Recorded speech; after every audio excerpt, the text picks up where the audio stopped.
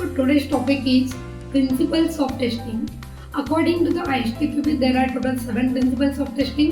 First one is testing shows the presence of defect, not their absence. That means whatever the number of defects are present in the application, we are just finding those defects. If we are not didn't getting any defect, then we can't prove that the application is 100% defect free.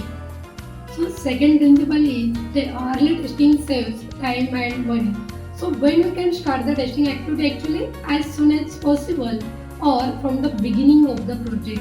When we are starting the testing activity from the beginning, then we can save the time as well as the money. That means whatever the defects we are finding, we are just fixing immediately, or that defects for fixing is cheaper to remove or cheaper to fixing.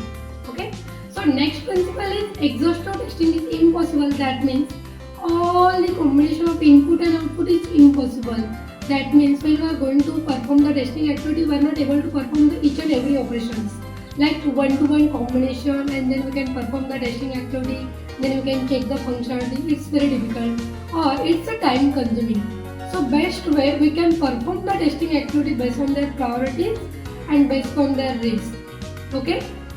Fourth principle is defect cluster together. That means a small module contains the most of the defects, and due to this multiple defects, the functionality will get failure. Okay.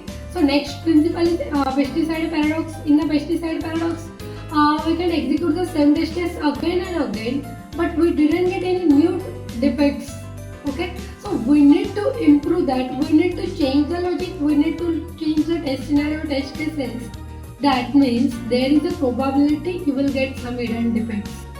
So sixth principle is that testing is context dependent. That means based on the content we can test the application. For example, whatever the content is there, according to the content label should be there, or whatever the label is there, according to the label the content should be there. That is a context dependent.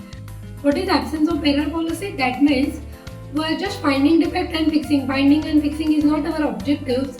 So we need to always focus on the user expectations, their needs and their requirements. If you are fulfilling the user requirements, needs and expectations, that means we are building the quality product for the user. That is our last principle is absence of error policy. Is there any questions related to the testing principles? You can just comment below the video.